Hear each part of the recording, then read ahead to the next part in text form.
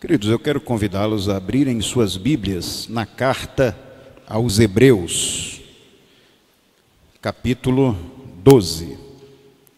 Carta aos Hebreus, capítulo 12.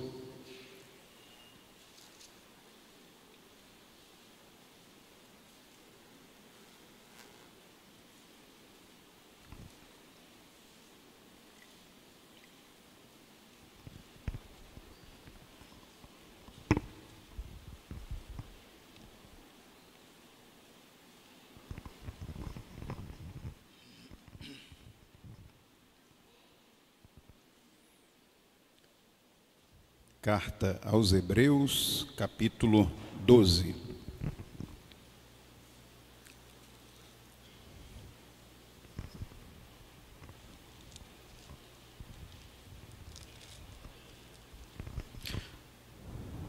Vamos pedir ao Senhor graça e misericórdia antes mesmo de ler o seu texto.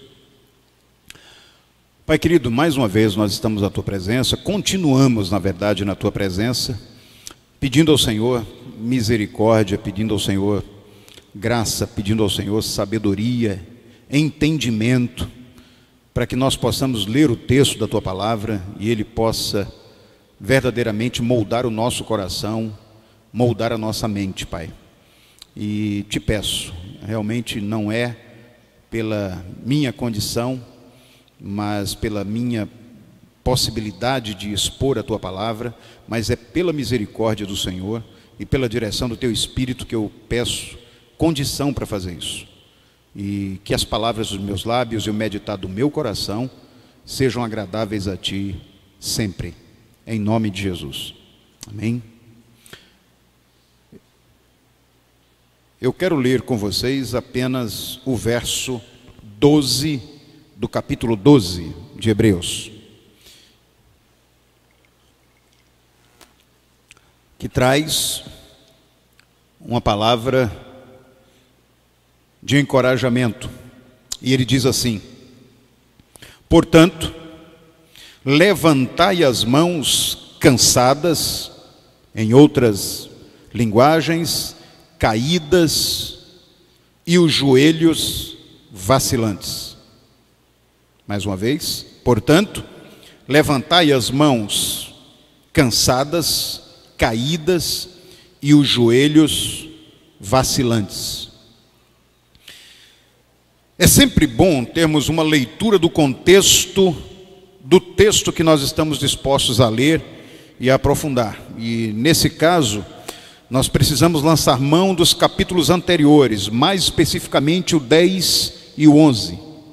Se vocês observarem o boletim de vocês, esse texto está exatamente na capa do boletim. E tem uma palavra logo abaixo, que é a palavra tema do nosso ano. Nós vamos desenvolver várias mensagens, várias palavras, reflexões, mas a palavra de ordem sempre será atitude. Uma palavra que nós já trabalhamos no ano passado, no período de carnaval, no nosso retiro aqui, e que esse ano nós vamos enfatizá-la ainda mais. A palavra atitude, no verso 12 do capítulo 12 de Hebreus, nos remete à decisão, tomada de decisão. Eu disse a vocês que para entender o contexto do capítulo 12, a gente precisa saber o que aconteceu no capítulo 10 e capítulo 11, para a gente ter uma noção mais global do que aconteceu. O capítulo 10, prestem atenção nisso, vocês podem ler em casa com calma depois isso. O capítulo 10, ele foi encerrado com severas advertências contra os cristãos indiferentes, que se desviam de Cristo, que deixam de viver pela fé e desse modo chegam muitas vezes até o estado de apostasia. Diga-se de passagem, apostasia é a ação de renegar algo, normalmente relacionado com a renúncia de uma religião ou da fé religiosa. Consiste na condição de afastamento total e definitivo da doutrina que antes era acolhida no intelecto ou no coração. Isso é apostasia.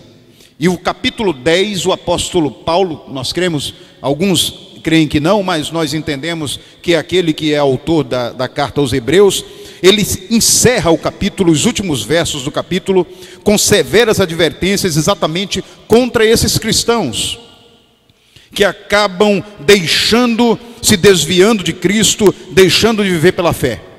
O capítulo 11 já, ele nos mostra o antídoto para aquele erro, o erro da apostasia. Olha só, o capítulo 10 chama atenção, mostra o problema, mostra a ferida. Já o capítulo 11 traz o antídoto, traz o remédio para a cura da apostasia, para a cura da indiferença em relação aos ensinos bíblicos, fazendo com que cada adepto dessa filosofia de vida chegue a completo entendimento do que vem a ser apostasia e se afaste definitivamente dela. No capítulo 11 também, os exemplos dos heróis da fé demonstram como podemos ser justos e viver pela fé. Portanto, o capítulo 12, que é o que estamos lendo nesse momento, ele dá a continuação às ideias de como viver pela fé através dos exemplos desses heróis. Agora, o mais interessante no capítulo 12. Observa-se sim como exemplo, como referência, os heróis da fé. Todos eles, Abraão, Moisés, Jacó, todos eles. Porém, nós temos uma referência maior no capítulo 12. No capítulo 12, Jesus é apresentado como pioneiro e também como consumador da nossa fé. Acima de todos os heróis apontados no capítulo 11. Cristo nos oferece a principal inspiração de que nós precisamos para andar por fé, andar pela fé. Naturalmente, vocês entendem, não temos crianças aqui, temos pessoas que refletem, que tomam decisões. As crianças já foram para o seu espaço de culto, aqui estão pessoas que têm condição de tomar decisões por si só. E entendemos como adultos que há dificuldades que naturalmente serão experimentadas e devem ser enfrentadas com coragem, determinação e fé na caminhada espiritual proposta. Quando nós falamos aqui de vida cristã, quando nós falamos como igreja do Senhor sobre uma proposta de filosofia de vida, essa filosofia tem que ser entendida como algo que na sua trajetória nós vamos ter grandes enfrentamentos. Nós vamos ter grandes lutas. E o capítulo 12 chama a atenção disso para mim e para você. Nós não vamos negar essas lutas e nem temos necessidade de negar essas lutas. O discípulo ou a discípula de Cristo não pode ser preguiçoso ou preguiçosa, nem descuidado ao ponto de achar que pode ter sucesso na vida cristã sem lutas, sem conflitos. Isso seria negligência e seria imaturidade pura. Não estamos falando com meninos. O apóstolo Paulo chega em determinado momento em uma de suas cartas e ele diz: olha, vocês têm já um bom tempo de caminhada cristã, mas eu não consigo sentar com vocês para conversar com vocês, para apresentar para vocês um evangelho maduro, sólido, porque vocês parecem meninos espirituais o tempo todo. Eu tenho que dar leite para vocês o tempo todo. E chega uma hora que a gente não pode mais dar leite. A gente tem que passar para uma outra etapa da vida. É como a vida natural, a criança. Tem momento que a criança vai tomar o leite materno. Tem hora que a criança passa a comer a papinha, passa a comer a frutinha. Daqui a pouco ela vai estar comendo comida sólida. Isso faz parte natural do crescimento do ser humano. Assim também espiritualmente. Nós começamos tomando leite espiritual, conhecendo os rudimentos da fé, entendendo quem é Jesus, qual o motivo dele ter vindo a esse mundo, por que eu estou assentado num lugar como esse, qual é o objetivo, por que estamos aqui. Eu começo a aprender os rudimentos da fé. Mas chega uma hora que nós precisamos mudar de patamar, subir degraus de crescimento, de maturidade espiritual. Não dá para estar fazendo birra a mais e agindo como criança espiritual. É isso que Paulo está dizendo aos hebreus. É isso que ele diz para mim todo dia. Então, Joésio, chega uma hora que você precisa pensar como gente grande.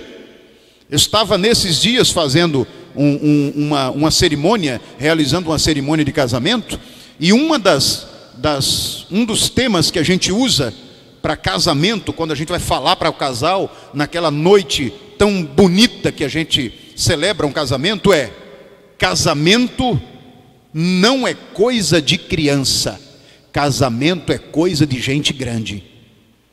Isso é uma verdade, filhos. Se eu pensar em casar de forma lúdica, eu vou ter um grande problema. Casamento é coisa de gente grande. A gente tem que aprender que antes de casar precisa abrir os olhos. Depois que casa, feche, filho. Depois que casa, feche.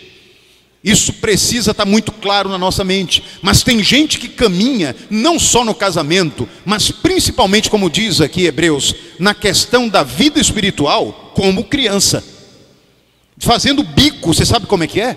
Não consegue resolver um relacionamento se não for fazendo bico, dizendo: fiquei chateado, fiquei magoado. Que isso? Você pode até dizer: fiquei magoado, mas eu amo você e quero restaurar nosso relacionamento. Vou te dizer o que me machucou, mas eu entendo que isso foi uma coisa que a gente pode resolver e não acontecer mais, porque nós somos adultos. Nós precisamos aprender a fazer isso. Mas tem gente que não. Tem gente que, porque um passou pelo corredor e não viu, estava com uma coisa na cabeça, pensando em outra coisa, passou pelo corredor, não falou, pronto, acabou o mundo para aquela pessoa.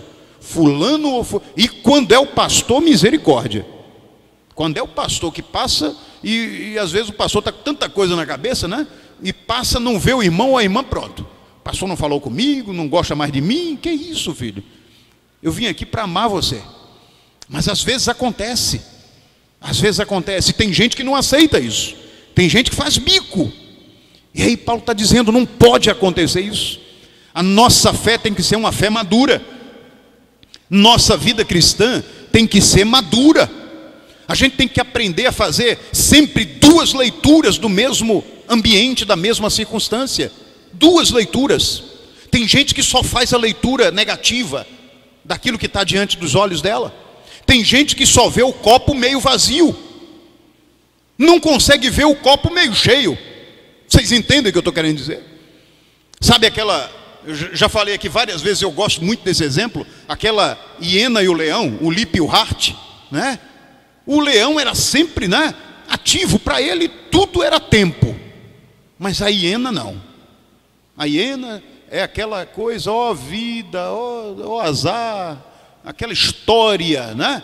Eu assistia muito isso, vocês não? Tem um pessoal aqui da geração X para lá que assistia, viu? Mas tem gente que é assim, parece muito com o Hart, né? Parece muito. A gente tem que parecer mais com o Lip, sabe? Com o leão, aquele que para toda circunstância ele tem uma saída, está vibrando o tempo todo, está celebrando o tempo todo. A gente tem que aprender a ter uma fé madura, a ter uma vida cristã madura, deixar de resmungar. É isso que Hebreus está dizendo. Presta atenção, presta atenção. Levante, erga as mãos cansadas, as mãos caídas, os joelhos vacilantes. Mude a história, mude, vire o lado do disco. Vire o lado do disco. Isso é também para o pessoal mais antigo, né? Pessoal que tem só CD não vai saber o que é isso não. Só tem um lado, né?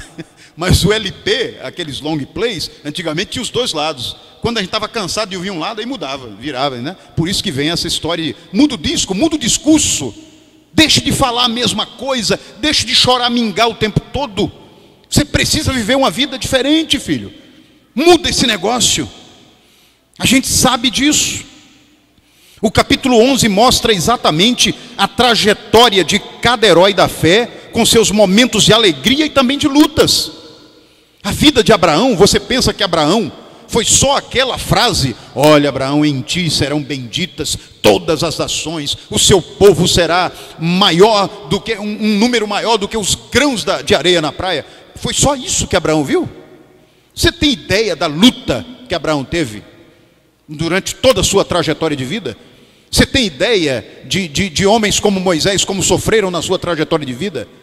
Mas tem uma coisa que eu tenho certeza que você sabe: independentemente da circunstância que cada um enfrentou, todos eles estão mencionados na galeria da fé, e estão à direita do Pai celebrando.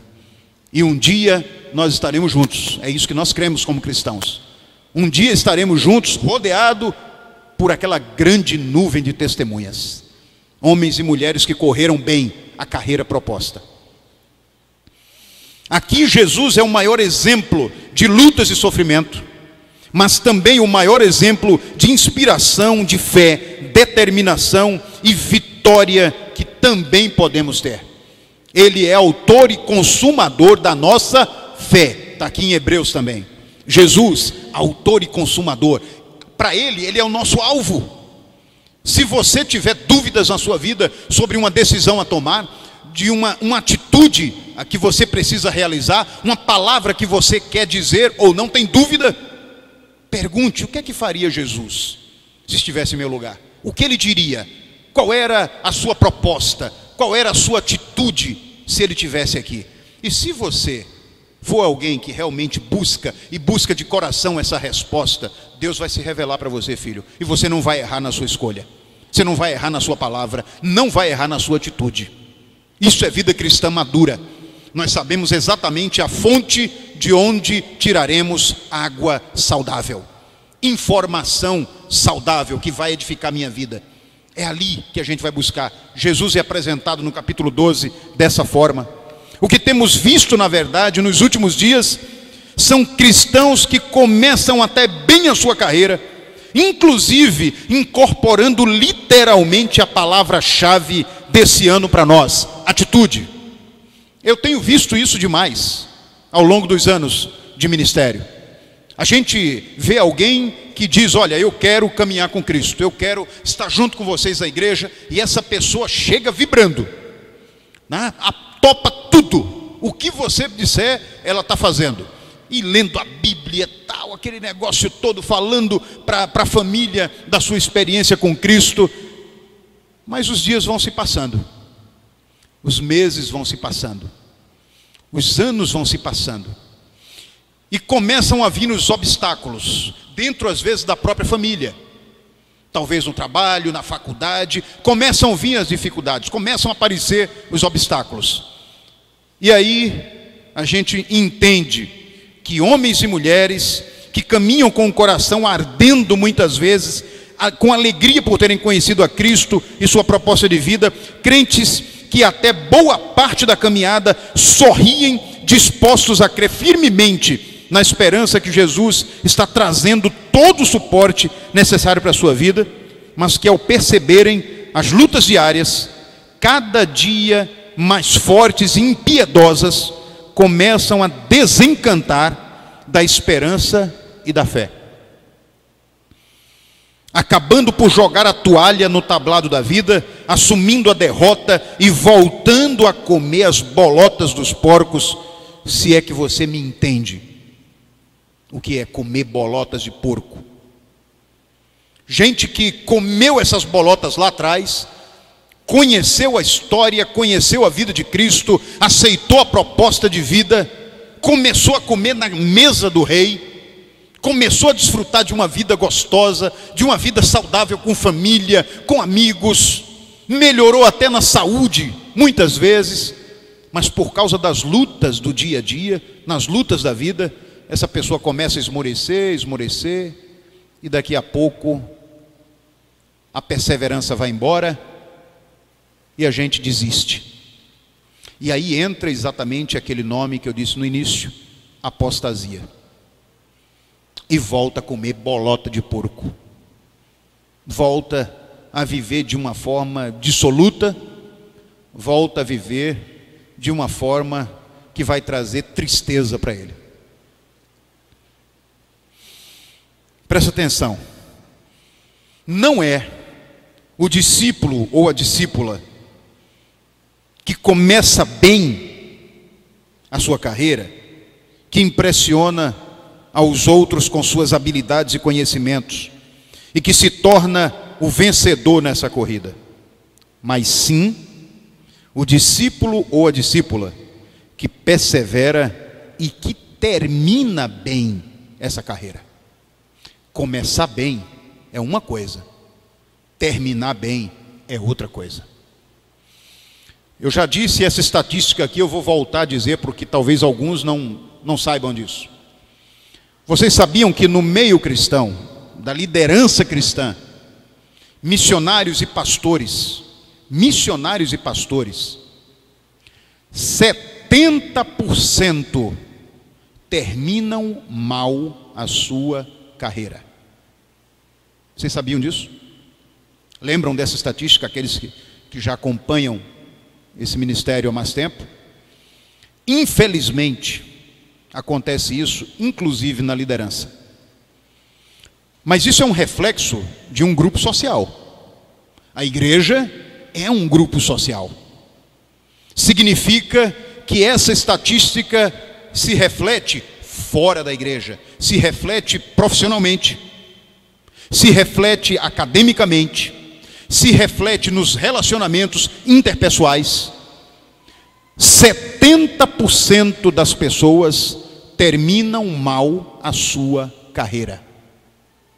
Dá para entender isso, filhos? 70%, pense assim, 70% das pessoas que escolhem uma profissão não estão felizes.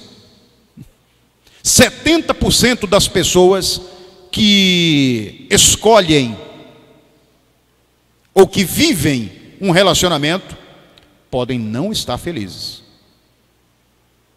Para pensar nisso. Isso é algo muito sério.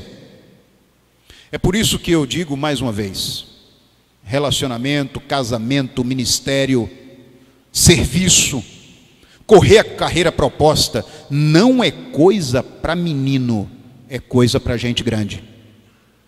É coisa para gente grande. Senão a gente termina mal.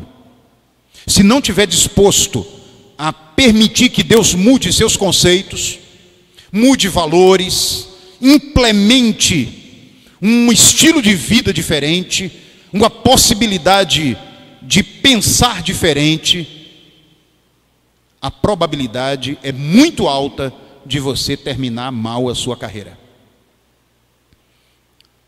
Não tem coisa mais complicada do que você ver uma pessoa, como eu tive a oportunidade, no ano passado ainda, e a Sandra lembra disso, eu acho que eu já falei isso aqui, de ver uma pessoa com aproximadamente, talvez 80 anos de idade, depois de uma palavra que eu dei sobre família, sobre casamento, e a importância da mulher, eu estava falando sobre a importância da mulher no casamento, e do cuidado que o homem precisa ter com a sua esposa.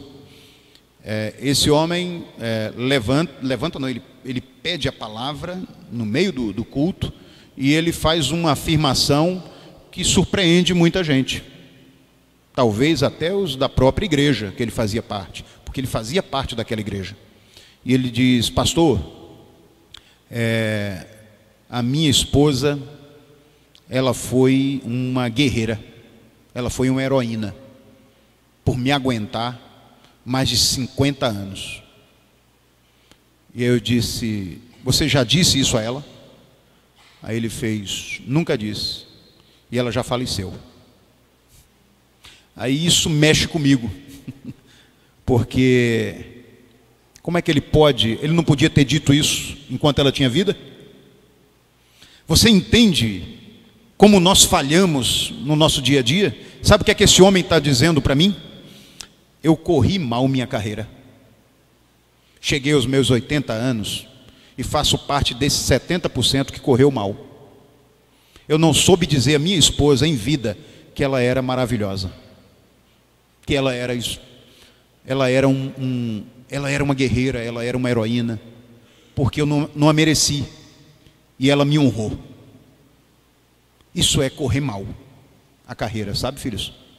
E eu fico triste com isso. Gente que continua desse jeito ainda hoje. E não precisa ter 80 anos. Basta você ter um relacionamento, basta você ser um ministro, você ser um líder na igreja. Basta você ser um aluno numa faculdade. Basta você ser um funcionário em uma empresa. Basta você ser o dono de uma empresa.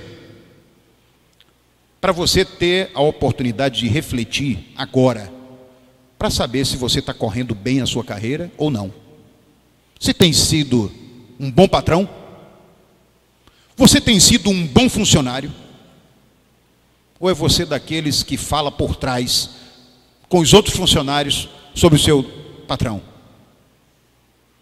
Isso é correr mal, filho. Isso é correr mal. Se você tiver que falar, chame o seu irmão, Mateus 18. Ah, como eu amo esse texto. Me confronta todo dia. Se tiver que falar mal, chame seu irmão, chame seu patrão e diga: olha, está acontecendo isso, eu estou sentindo assim, assim. Pode ser que ele não goste. Hebreus também vai falar sobre isso. Hebreus vai falar sobre isso. O confronto na hora que acontece, a disciplina na hora que acontece, não gera, na maioria das vezes, não gera alegria, ao contrário, gera tristeza e insatisfação. Mas depois vai gerar fruto de justiça e de paz. Você é um bom esposo? Tem honrado a sua esposa? É uma boa esposa? Ou é daquelas que no grupo de mulheres, senta a pua no seu próprio esposo? Eu conheço gente assim. Fala mal o tempo todo do próprio esposo. Mas nunca teve coragem, talvez, de sentar com o esposo e conversar sobre aquilo que machuca ela. Filho, está acontecendo isso, isso, isso. Ou procurar ajuda de quem pode ajudar você para dizer como fazer da melhor forma. Homens que não respeitam mulheres, isso, infelizmente, o que a gente tem visto, inclusive na mídia, é uma coisa terrível. É uma coisa terrível. Terrível. Não vale a pena nem mencionar. Como é que está a minha carreira e a sua, filhos? A gente tem corrido bem? A gente está no meio dos 30% ou dos 70%?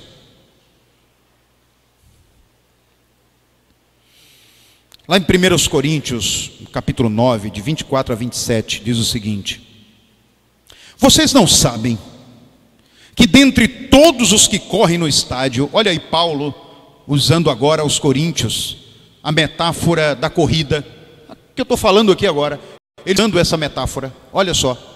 Vocês não sabem que dentre todos os que correm no estádio, apenas um ganha o prêmio? Presta atenção, filhos e filhas. Corram a carreira de vocês de tal modo que alcancem o prêmio. Olha que coisa linda. Eu estava falando isso ontem pela manhã, na reunião com o pessoal do Ministério Esportivo da Juventude, que a gente pegou esse texto aqui, né? Um desses textos que Paulo fala sobre corrida, correr bem, né? E eu dizendo, olha que coisa maravilhosa. Paulo faz uma analogia entre a corrida secular, né? As Olimpíadas, era o que ele estava falando aqui. Ele estava em Coríntios, uma das cidades que eram conhecidas na época de Paulo, por causa dos Jogos Olímpicos, os Jogos Istmicos, que aconteciam 2 anos antes da Olimpíada. E ele diz assim, olha, aqueles que correm no estádio, nas Olimpíadas, todos eles correm e apenas um ganha o prêmio. Aí olha o que ele diz agora para nós, na nossa carreira cristã. Ele diz assim: corram de tal modo que todos alcancem o prêmio. Isso é bênção. Na corrida cristã, não é só um que ganha. Todo aquele que corre bem, ganha. Todo aquele que quer estar entre os 30% é vitorioso. Recebe os louros da flâmula, os louros da glória. E recebe, você sabe o quê? A eternidade com Jesus. É isso que a gente acredita. Esse é o nosso grande prêmio. Caminhar bem nos 30% para viver para sempre com Jesus. E ele continua: todos os que competem nos jogos se submetem a um treinamento rigoroso para obter uma coroa que perece. Olha só, outra analogia. Ele continua falando sobre as corridas. Ele diz: olha, para correr bem, para ganhar os Jogos Olímpicos, que só tem um que ganha, a medalha de ouro, o máximo, só tem um. Eles passam por um treinamento exaustivo, um treinamento difícil. Vocês sabem que atletas de alto rendimento, que são esses que trabalham para competições, treinam para competições nacionais e internacionais, eles têm uma vida difícil. A gente pensa até que é tranquilo. Não é não, filho. É uma vida difícil, de treinamento árduo, para poder alcançar o primeiro lugar, para ser o vitorioso. Aí Paulo diz assim agora: mas nós o fazemos para ganhar uma coroa que dura para sempre. Quando ele diz mas nós o fazemos, quer dizer o quê? Também temos que participar de um treinamento difícil. Também passaremos por uma lida diária de preparação, de crescimento espiritual, que não é simples, não é fácil. É por isso que eu bato muito de frente com esse negócio de dizer que religião é o ópio do povo. Eu entendo determinada linha de pensamento, mas olha, religião não é ópio não, quando a gente quer correr bem a carreira. Não é mesmo. Mas tem muita gente que usa a religião como ópio. Gente que usa a religião para se esconder. Se esconder das dores, das mágoas, das infelicidades, das baixas estimas, da autoimagem negativa, e se esconde na religião. Você sabe disso. Mas eu estou falando dos que estão no meio dos 30%, que entendem a espiritualidade como oportunidade de ser alguém melhor, de ser alguém que abençoa pessoas, de ser alguém que se torna referência para outras pessoas, de ser alguém que respeita os seus pares, de ser alguém que tem um objetivo claro na vida: Cristo como autor e consumador da sua fé. Eu estou falando dessa parcela do povo cristão. Queridos, ao nosso redor está uma grande multidão de espectadores, e boa parte deles são mais do que espectadores. São testemunhas que são participantes diretas da nossa corrida. Eles nos encorajam com seu exemplo, em alguns casos com sua própria presença, eles nos ajudam. Porém, temos acima de todos eles um ministério divino que nos auxilia. E se chegarmos ao final de nossa carreira cristã, pessoal, individual, como vencedores, será porque fomos pessoalmente dedicados e perseverantes no amor e na graça de Cristo, sendo essa atitude aquilo que nós chamamos de fé. É isso que nós chamamos de fé. Perseverar e dedicação completa ao nome que é sobre todo nome, o nome de Jesus. É isso que nós experimentamos. É isso que nós queremos para a nossa vida. É isso. O ministério divino que nos auxilia, eu disse a vocês. E quando eu coloco um ministério divino que nos auxilia e que nos traz direção para a vida, eu me lembro de um trecho bíblico do profeta Isaías, Isaías 61. Você sabe quem é Cristo, o auxiliador? Aí eu lembro aqui para vocês: é o Espírito do soberano Senhor está sobre mim, porque o Senhor ungiu-me, ou seja, me deu poder para levar as boas notícias aos pobres. Enviou-me para cuidar dos que estão com o coração quebrantado, anunciar a liberdade aos cativos e libertação das trevas aos prisioneiros, para proclamar o ano da bondade do Senhor e o dia da vingança do nosso Deus, para consolar todos os que andam tristes e dar a todos os que choram em Sião uma bela coroa ao invés de cinzas, e óleo de alegria ao invés de pranto, e um manto de louvor em vez de espírito deprimido. Eles serão chamados carvalhos de justiça, plantio do Senhor, para manifestação da sua glória. Eles reconstruirão as velhas ruínas e restaurarão os antigos escombros, renovarão as cidades arruinadas, que têm sido devastadas de geração em geração. Esse é o Espírito Divino que nos auxilia, e essa é a nossa corrida. Vocês entendem? O Senhor chamou a mim e a você para sermos verdadeiros carvalhos de justiça. E para ser carvalho de justiça, não pode ter mão descansada, mão caída, desarmada, nem joelho vacilante. Tem que erguer a cabeça, tem que começar de novo, ainda que esteja muito mal. Tem que pedir a Deus sabedoria, misericórdia, graça. Tem que ter coragem. Tem que ter coragem. Vocês entendem, filhos? Só assim a gente vai experimentar uma corrida que vai fazer bem para a gente e que vai agradar o coração de Deus. Voltando ao texto do capítulo 12, verso 12, que nos diz: portanto, levantem as mãos caídas, ou uma outra palavra, enfraquecidas, e os joelhos vacilantes, ou seja, joelhos cansados, que não são firmes. Essas duas palavras são colocações que expressam encorajamento do autor da carta aos Hebreus. O verbo grego para qualquer uma dessas palavras é o verbo anorto, e ele tem uma conotação de reconstrução, de reerguer. Ainda, olha só, não é simplesmente erguer, é reerguer. Porque eu posso ter começado bem minha caminhada, ter esmorecido, caído e preciso ser reerguido. Essa palavra se aplica a mim e a você. Se você está caminhando bem, continue firme. Se está esmorecido, reerguer é o grande desafio de Deus para a sua vida. Levante. Jó diz isso.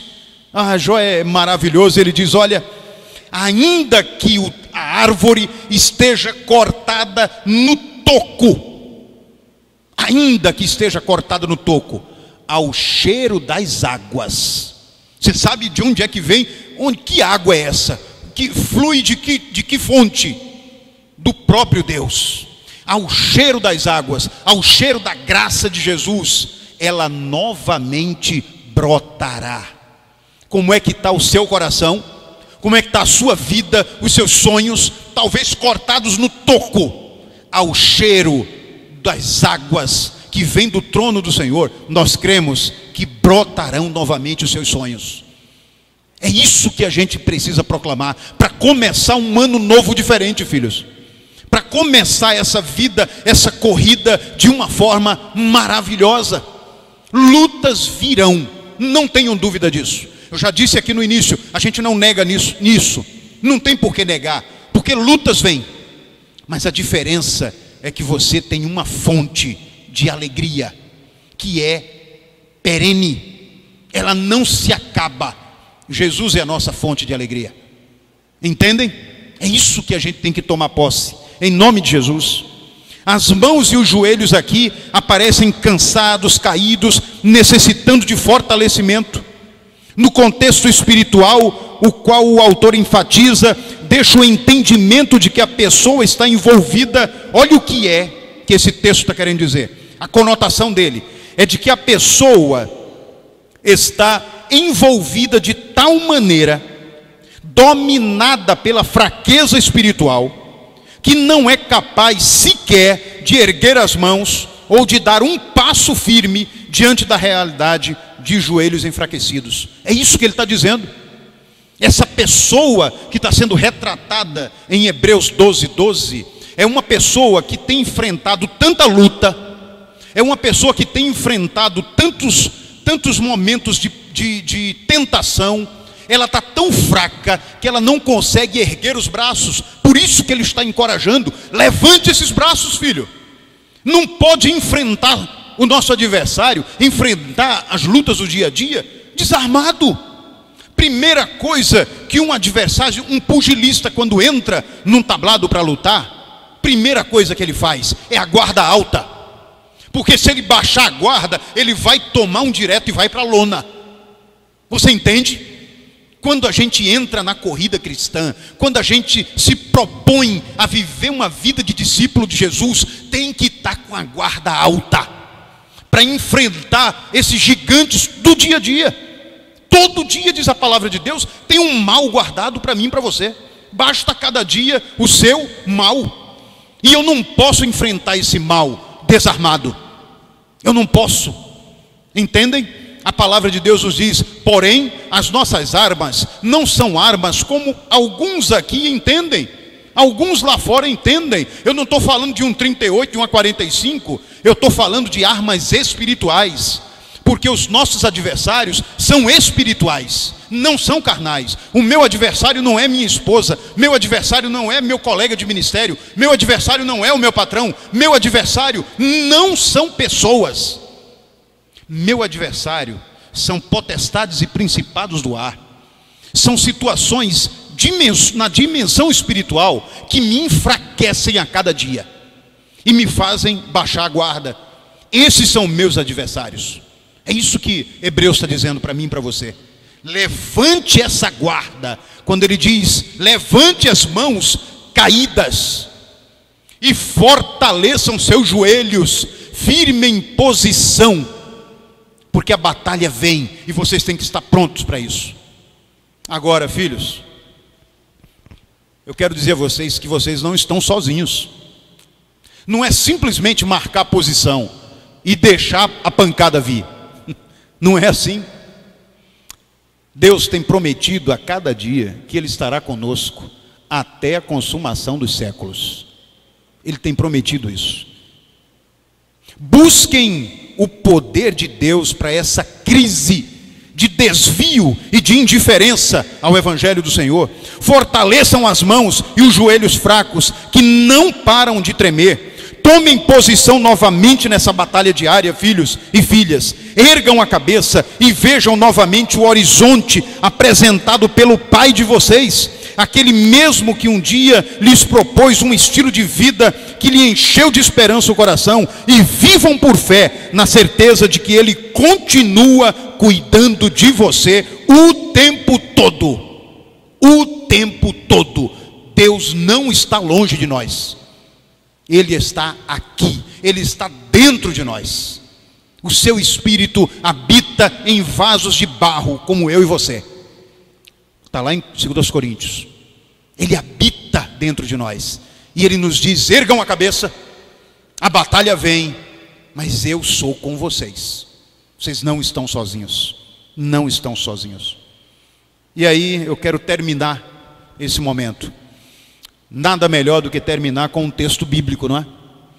Para a gente entender o que é que Deus está falando para a gente. O próprio profeta Isaías, que eu li agora há pouco, Isaías 61, quando ele diz: o Espírito do Senhor está sobre mim.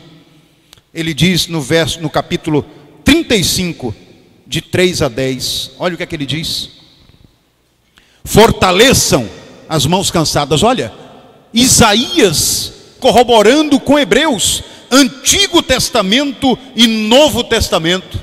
Olha a frase, é a mesma. Olha que coisa linda. Fortaleçam as mãos cansadas, firmem os joelhos vacilantes. É o mesmo. É o mesmo. A diferença de centenas de anos, a mesma palavra. Ele continua: digam, e eu estou pedindo a Deus misericórdia para ser canal dele para vocês agora. Digam aos desanimados de coração: sejam fortes, não temam. Seu Deus virá, e virá com ousadia, com divina retribuição virá para salvá-los.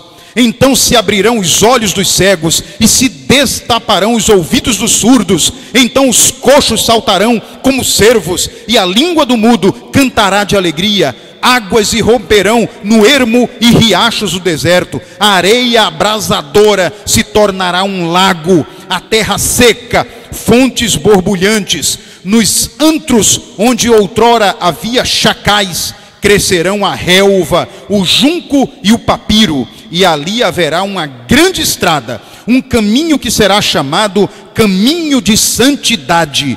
Os impuros não passarão por ele, servirá apenas para os que são do caminho, para os que amam a Deus. Os insensatos não o tomarão. Ali não haverá leão algum, e nem animal feroz passará por ele.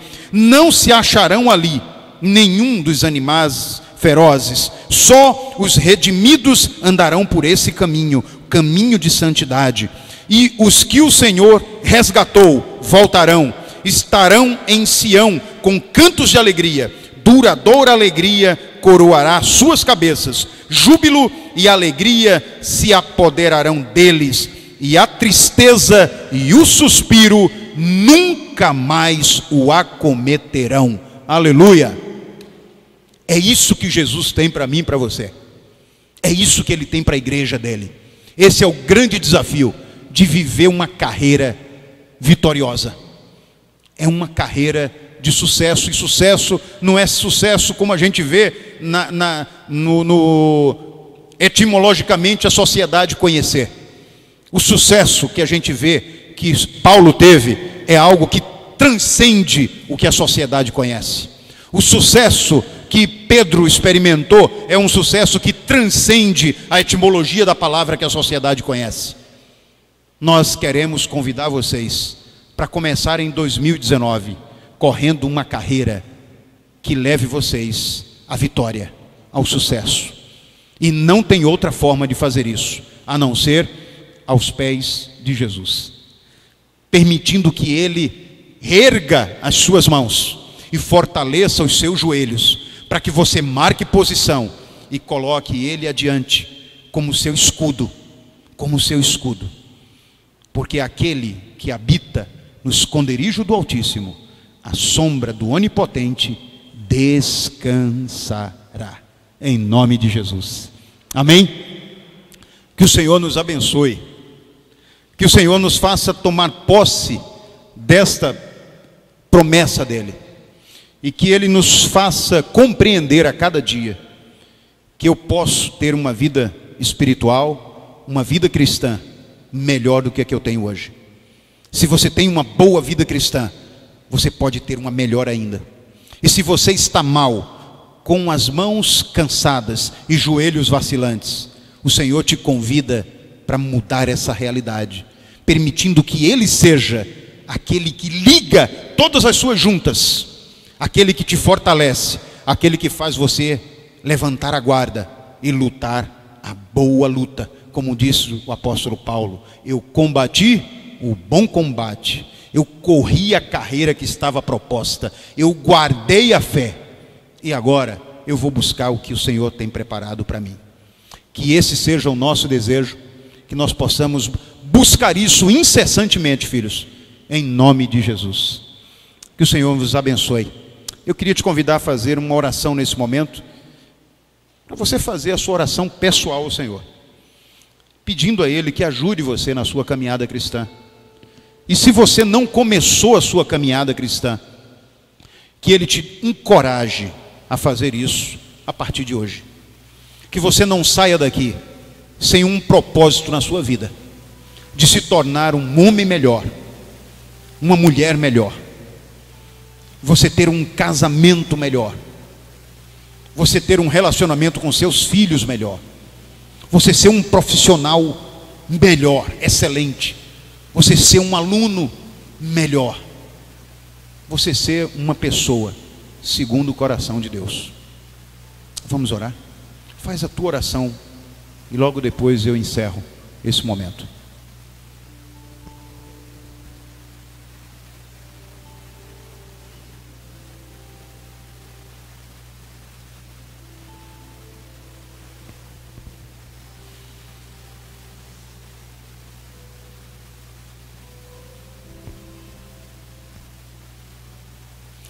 Pai querido, é assim que nós colocamos o nosso coração diante do Senhor, com clareza de que somos pequenos, falhos, carentes demais da orientação do Senhor, necessitados, totalmente dependentes da Tua graça.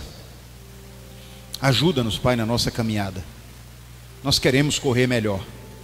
Nós queremos ser discípulos e discípulas do Senhor que inspiram outras pessoas a correr bem. Mas para isso, muda aquilo que precisa ser ajustado nas nossas vidas. Antes de ser exemplo, eu preciso me tornar discípulo e discípula. Eu preciso primeiro parecer com Jesus. Nos faz ter esse entendimento e tomar essa atitude que é a palavra-chave para nós, Pai. A atitude de erguer as mãos, a atitude de firmar os joelhos, a atitude para mudar a realidade da nossa vida, baseada numa proposta de vida de Jesus. Obrigado pela Tua misericórdia sobre nós. Obrigado por cada pessoa que nessa noite pode rever os seus valores e conceitos e decidir de uma forma diferente a partir de agora. E nos faz celebrar o Teu nome agora através da ceia do Senhor. Nos faz celebrar com entendimento do que vem a ser o sacrifício do Teu corpo e do Teu sangue derramado na cruz por nós, autor e consumador da nossa fé, em nome de Jesus. Amém. Eu quero te convidar para finalizar esse nosso momento de culto comunitário participando da ceia do Senhor. Nós tratamos aqui com dois elementos, o pão e o suco de uva, e esses dois elementos representando o pão, representando o corpo de Cristo, e o suco de uva representando o sangue dele derramado na cruz por cada um de nós. Eu quero convidar diáconos, diaconisas que estarão nos ajudando nesse momento, e vamos fazer a distribuição dos dois elementos. Mas nós queremos deixar claro aqui o seguinte, filhos e filhas: esses dois elementos que nós estamos distribuindo nesse momento, nós não cremos que eles contenham substância ou se transformam no corpo ou no sangue de Cristo. Nós não cremos na consubstanciação e não cremos na transubstanciação. O pão continua sendo pão e o suco de uva continua sendo suco de uva. Mas eles são um símbolo para nós de um momento ímpar na vida de todo ser humano. O momento que Jesus entrega a sua vida para nos resgatar dos nossos pecados, das nossas mazelas, e nos lava com o seu sangue, nos tornando a cada dia mais alvos do que a neve. É isso que nós celebramos aqui. Por isso, convido a todo aquele que está em paz com Deus, em paz com a sua igreja, está em paz com o seu coração, que faz uma autoanálise nesse momento e se vê em condições de entender o que significa ceia do Senhor, para que possa celebrar conosco. Então, nesse momento, nós estaremos com uma canção musical fazendo a distribuição dos dois elementos.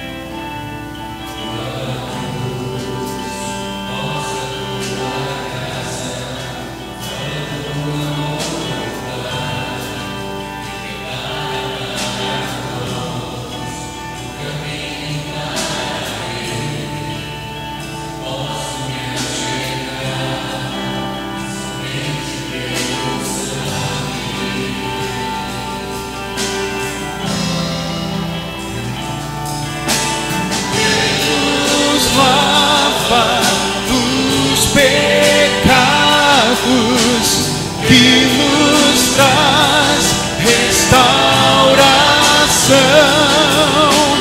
Nada além do sangue, nada além do sangue de Jesus,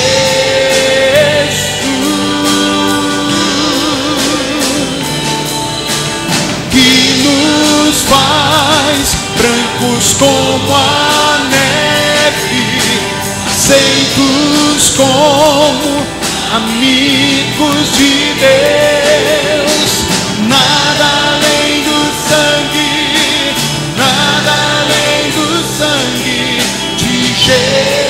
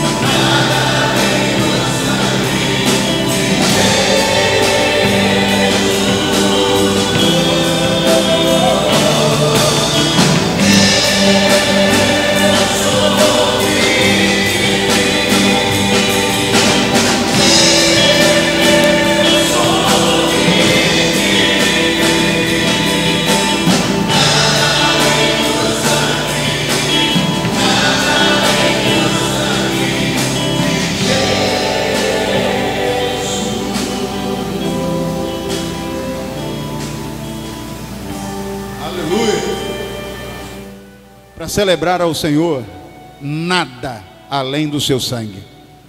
Não precisa show, só precisa o sangue de Cristo para resgatar uma pessoa, para transformar uma vida. Só o sangue de Cristo.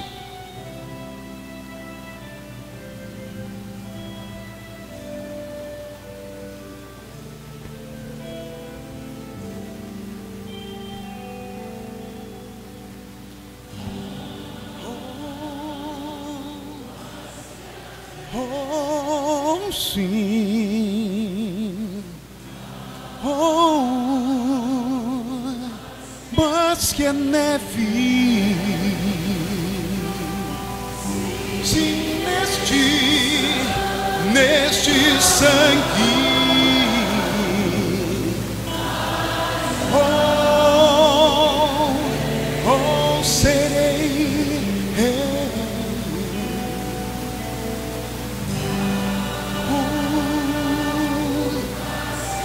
Alvo mais que a neve, oh Senhor, alvo mais que a neve,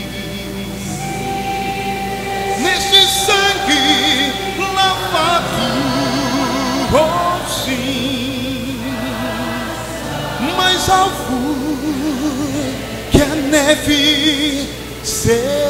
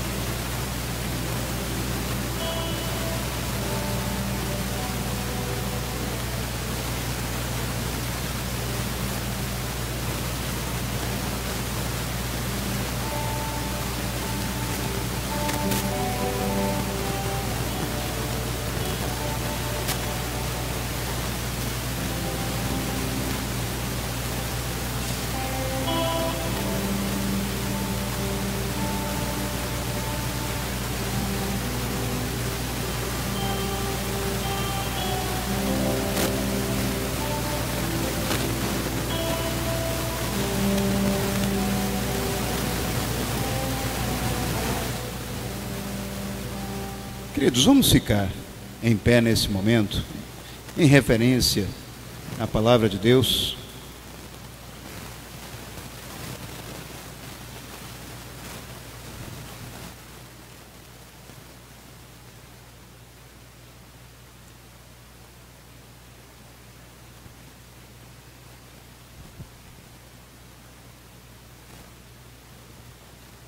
Queridos, alguém que está dentro desses critérios que nós colocamos antes, deixou de ser servido com os dois elementos, dê um sinal aonde você estiver que nós vamos levar até você.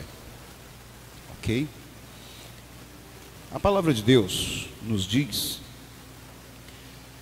o próprio apóstolo Paulo, na sua primeira carta, escrita aos Coríntios, a partir do verso 23, o seguinte, do capítulo 11: pois recebi do Senhor o que também lhes entreguei, que o Senhor Jesus, na noite que foi traído, tomou o pão e, tendo dado graças, partiu e disse: isto é o meu corpo, que é dado em favor de vocês. Façam isso em memória de mim. Da mesma forma, depois da ceia, ele tomou o cálice e disse: este cálice é a nova aliança no meu sangue. Façam isso sempre que o beberem em memória de mim. Porque sempre que comerem deste pão e beberem deste cálice, vocês anunciam a morte do Senhor até que ele venha. Portanto, todo aquele que comer o pão ou beber do cálice do Senhor indignamente será culpado de pecar contra o corpo e o sangue do Senhor. Examine-se cada um a si mesmo, e então coma do pão e beba do cálice. Amém? Eu gostaria de, nesse momento, convidar o nosso irmão e diácono Marcos Santos para fazer essa oração de gratidão ao Senhor.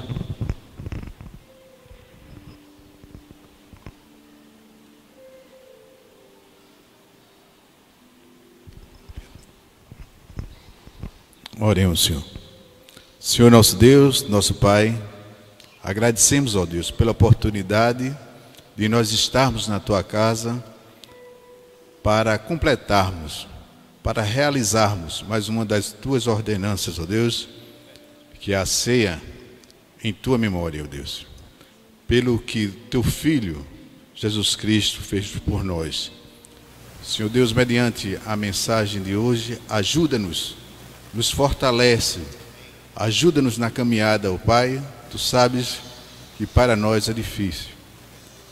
Nós somos dependentes de Ti. Ajuda-nos a buscarmos mais a Ti. Ajuda-nos a melhorarmos, ó Deus. Pedimos perdão pelos nossos pecados, pelas nossas falhas. Em nome do Senhor Jesus Cristo é que oramos. Amém.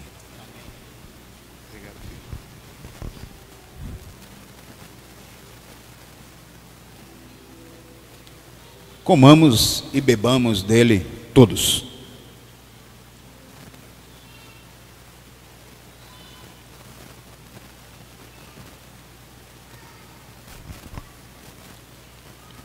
Amém. Queridos, à frente de vocês, na bancada, vocês têm um depósito que vocês podem colocar os cálices. E eu gostaria de, ainda de pé, nós finalizarmos esse momento, tá certo? Desejando a vocês uma noite maravilhosa, um final de noite maravilhoso na presença do Senhor. Que vocês, ao saírem desta casa de oração, o Senhor possa colocar anjos ao redor de vocês, para que nenhum mal aconteça, para que vocês cheguem aos seus destinos completamente íntegros, pela graça também do Senhor que é sobre vocês.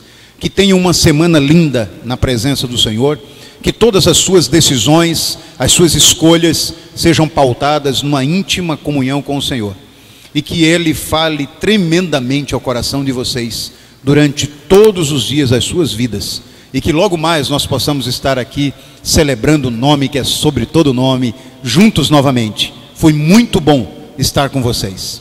Pai querido, obrigado por essa noite mais uma vez.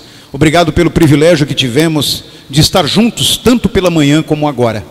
Obrigado pela alegria que temos em servir o Senhor, em amar o Senhor, em perceber o teu cuidado. Obrigado por cada pessoa que nos visitou nessa noite. Fala tremendamente ao coração delas, Pai. Que elas possam voltar para os seus lares certas de que tiveram um encontro com o divino. E da mesma forma, que todos nós que amamos o Senhor e que já fazemos parte desta família aqui, também tenhamos a mesma ideia, o mesmo sentimento de que Tu estás no nosso meio, nos guiando, nos dirigindo. Dá-nos uma noite linda na Tua presença, em nome de Jesus. Que a graça do Senhor Jesus, o amor de Deus, o Pai, a comunhão e a consolação do Santo Espírito de Deus, seja com esta casa e todo o povo do Senhor sobre a face da terra, hoje e sempre. Amém e amém. Amém.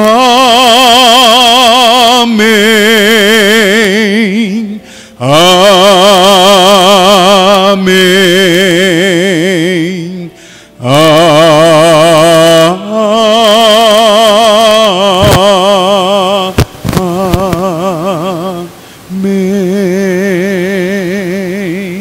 Que o Senhor nos abençoe. E vamos sair daqui celebrando o Senhor nessa noite? Vamos cantar mais uma canção? Enquanto isso, você tem liberdade para apertar a mão do seu irmão, daquele que está nos visitando, e convidar ele para estar conosco outras vezes, em nome de Jesus. Vamos contar algo especial para você agora.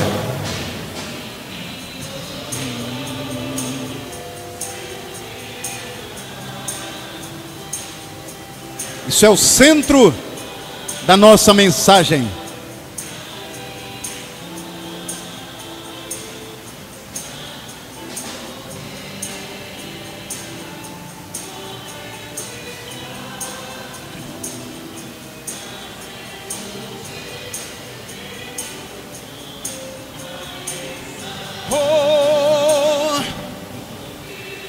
Porque Ele vive,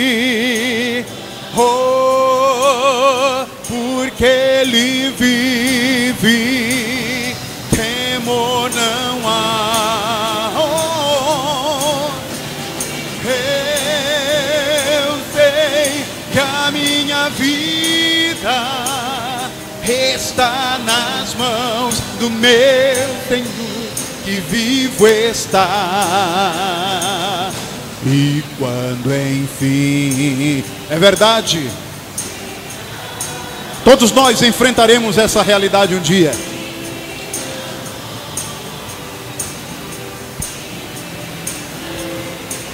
Mas sabe o que eu acredito? Todos nós terei vitória, irei à glória ao meu Jesus, que vivo está. Porque Ele vive, eu posso crer. Oh, temor não há. Eu pensei que a minha vida está nas mãos, meu Jesus, que vivo está.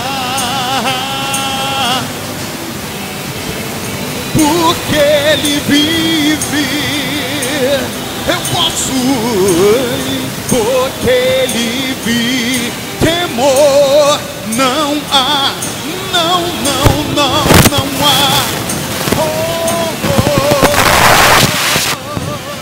Que a minha vida está nas mãos do meu Jesus, que vivo está. Oh, sim.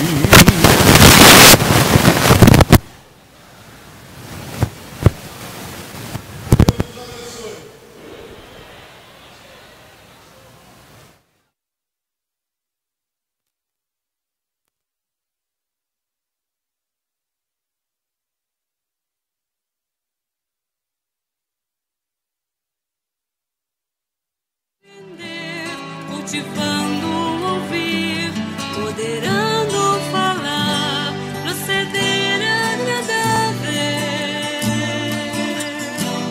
ao Pai. É sonho de Deus, Vidas curadas, é sonho de Deus, famílias voltar, é sonho de Deus, igrejas saudáveis, transformando cidades em jardins de Deus.